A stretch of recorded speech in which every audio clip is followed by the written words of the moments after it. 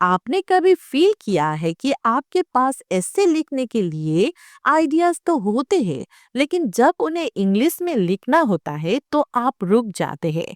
मैं आपका दर्द समझ सकती हूँ। आप सोच हिंदी में रहे होते हो, पॉइंट सॉलिड होते हैं, लेकिन इंग्लिश लिखने में या तो वर्ड्स मिसिंग लगते हैं या फ्लो खराब हो जाता है।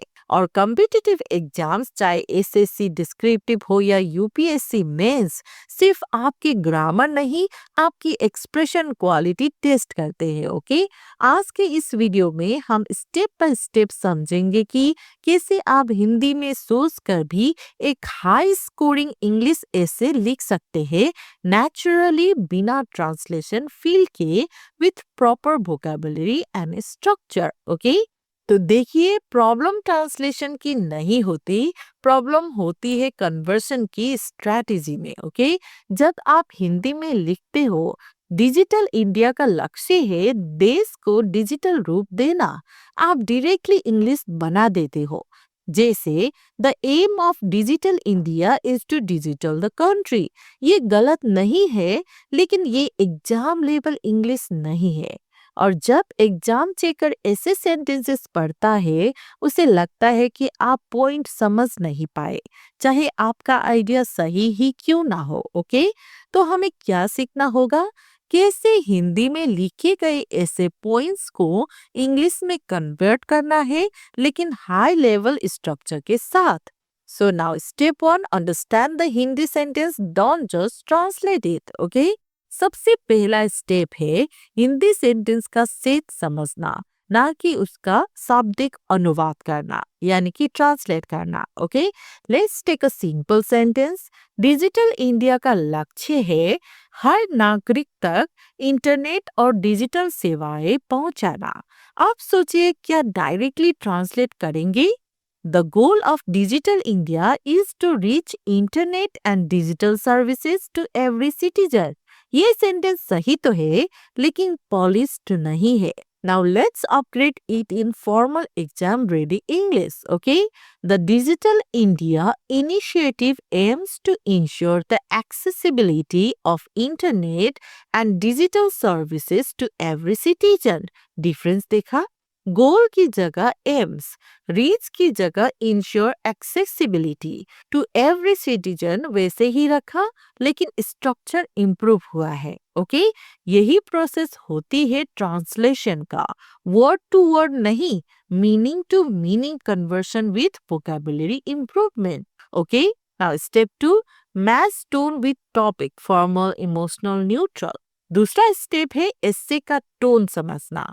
हर एसे या टॉपिक एक स्पेसिफिक टोन मांगता है। अगर टॉपिक इमोशनल है, जैसे वीमेन एम्पावरमेंट, तो टोन सॉफ्ट, रिस्पेक्टफुल और इंकरेजिंग होना चाहिए। अगर टॉपिक फैक्चुअल है, जैसे डिजिटल इंडिया, तो टोन फॉर्मल और इंफॉर्मेटिव होना चाहिए। और अगर टॉपिक क्रिटिकल है, जैसे अनएम्प्लॉयमेंट, तो टोन बैलेंस्ड एंड एनालिटिकल होना चाहिए। फॉर एग्जाम्पल, हिंदी में देखते हैं, भारत में बेरोजगारी एक गंभीर समस्या है जो युवाओं को सबसे ज्यादा प्रभावित करती है। पोर ट्रांसलेशन देखिए, unemployment is a serious problem which affects youths. Better version देखिए, unemployment remains a serious concern in India, disproportionately impacting the country's youth. Okay, तो क्या डिफरेंस लगा आपको? पहले सेंटेंस में सिर्फ ट्रांसलेशन था, दूसरे में थॉट का एकेडमिक एक्सप्रेशन था। Now step 3, build sentences like paragraph breaks, intro, middle and end. अब बात करते हैं स्ट्रक्चर की। हिंदी में हम अक्सर ऐसे लिखते हैं फ्री फ्लो में, लेकिन इंग्लिश ऐसे नीड्स स्ट्रक्चर्ड राइटिंग। ओके, हर paragraph should follow intro line, supporting sentence, data और example, connected to next point. Okay, now let's try with this Hindi line.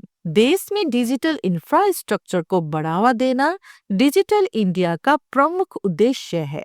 Now, instead of digital infrastructure is the main aim of Digital India, you can write one of the primary objectives of the Digital India mission is to strengthen the country's digital infrastructure, especially in rural and undeserved areas. Okay?